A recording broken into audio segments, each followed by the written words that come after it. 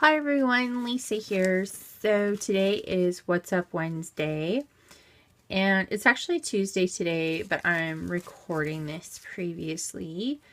And I had a really not awesome day at work today, and I'm just feeling very bummed out, and it was very frustrating, um, and very stressful, and just not an awesome day. And I'm sure you guys have been there, and you guys know what I'm talking about. But basically, it was to the point where I was ready to quit a couple times.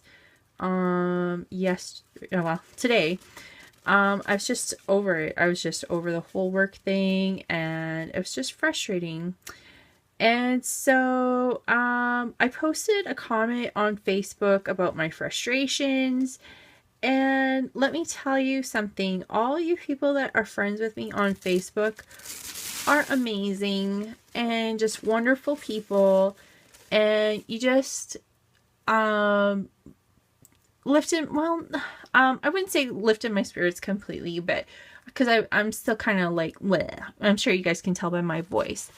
But you just kind of shed some light on a few things. Because I have 14 years in with this company, and for me to up and quit, it would be really silly. But a couple of you have talked me, well, not really talked me out of it, but shared some of your advice, and I really read every single comment, and I took everything in stride and kind of based it on my situation, and it made me feel a lot better. So, first of all, thank you everybody on Facebook that left a comment. Second of all, this art journal page is going to be dedicated to all you people that have left comments. If I'm having a rough day or a bad day or whatever, you guys leave comments, and it kind of just boosts my spirits and makes me feel so much better, and it makes me feel that I'm part of this beautiful community that is scrapbooking or crafting or art journaling. And I just think it's amazing. And you ladies and gentlemen out there are just wonderful people. So this is going to be dedicated to you. I already kind of have an idea in my mind on what I want to do with the page. I'm not sure how it's going to turn, but basically what I want to do is almost have, I'm going to put some texture on the page first, but basically I'm going to try and have either like a gradient from dark into like light or yellow or something like that. I'm going to try. I'm not sure how it's going to turn out, but I'm going to try.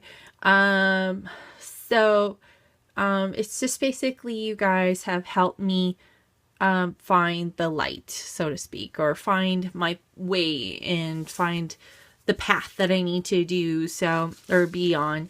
So with that being said, I know it's kind of mushy gushy, but anyway, so I am going to get started. And what am I going to put on here? I have gesso on here already, and I forgot to put masking tape on my middle, so I hope it doesn't completely bleed through. I'm hoping not. I have some tissue paper here, so I think I'm just gonna kind of like put it on when it's wet, and then just kind of crinkle it up and stuff like that. I'm not sure if I'm gonna use this one or not. I'm may in this corner over here, but for now, let's figure out how we're gonna put this on. Oh, actually, I have this fluid medium, and that will probably work really well because it's really wet. So I'm just gonna kind of like, scrunch it up. And I think we're going to jump into fast forward, and we'll see what we can come up with. Okay, so here I'm just taking the Fluid Matte Medium by Liquitex, and I just put a whole bunch on the paper, and then I just put a whole bunch over top just so that I could kind of like almost sandwich the tissue paper in between the matte medium, and then that way I could kind of create texture. And if I use the palette knife, then I can create a lot of texture by kind of moving the tissue paper around and lifting it off, and it just made a lot more texture.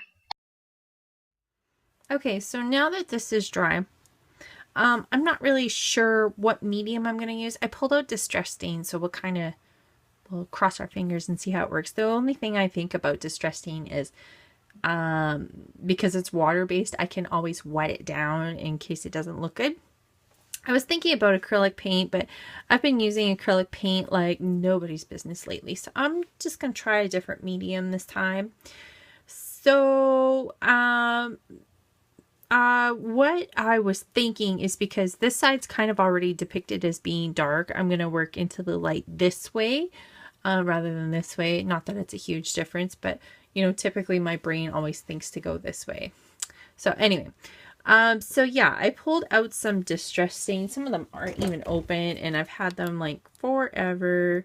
So I thought this would be an awesome time to just kind of, you know, try it out and, you know, play around. It's the art journal, right? So it's not a huge deal if it doesn't turn out. You can always, you know, turn the page or, you know, white gesso over top of it and keep going.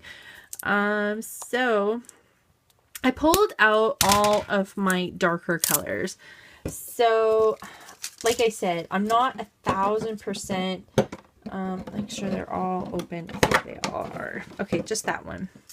So like I said, I have Distress Stain. I think I'm going to just kind of give it a spray a little bit, just to kind of, you know, so I can let it kind of get on its own here. Okay, so here you can see I took some Black Soot Distress Stain, Weathered Wood, Dusty Concord, and I first sprayed a layer of water down. Oh, and that's, I think, Walnut Stain. And then just kind of to get the Distress Stain moving a little bit, I had sprayed water first down and then sprayed water over top. I just wanted to kind of like get the Distress Stain moving a little bit more. So on the other side, I have a Squeezed Lemonade, Peacock Feathers, Picked Raspberry, Broken China, and then the orange is Spiced Marmalade, I do believe.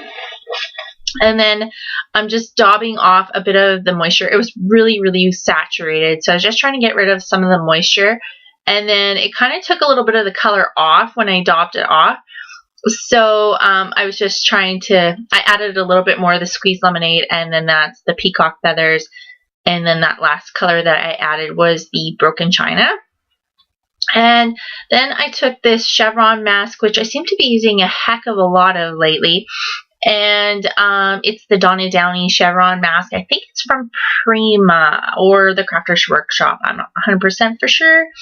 And I used Picked Raspberry ink, Peacock Feathers on the one side, and then on the other side I used Vintage Photo and then Black Soot. Here I have some Kelly Purkey Alphas, and I was just coloring the letters that I was going to use for the one side. And then for the one side, I wanted to use like a ton of brighter colors. I wanted it to be very bright and very happy. So on that side, it says, friends can show you the light. And then on the other side, you're going to see here, I'm just taking a black pit marker, which is it's the big brush by Faber-Castell. And on this side, it's going to say, when the darkness seems to take over. So it's going to be, friends can show you the light when the darkness seems to take over, which is very befitting for all you guys that have given me such awesome inspiration over the years and have really been a light for some of the darker days in my life. So thank you so much again. And here I'm taking some Inca Gold. This is in the, I think it's just called silver. I don't think there's any specific name for it. So, and just use that burst mask. Okay, so it's not 1,000% dry, but that's okay. I'm gonna just let it dry overnight. But can you see all that silver metallic? I really like how that turned out. So you guys were my inspiration for this week, so thank you so much for this awesome art journal page. I love how it turned out, and I guess I will see you guys next Wednesday for a new What's Up Wednesday. Take care. Bye.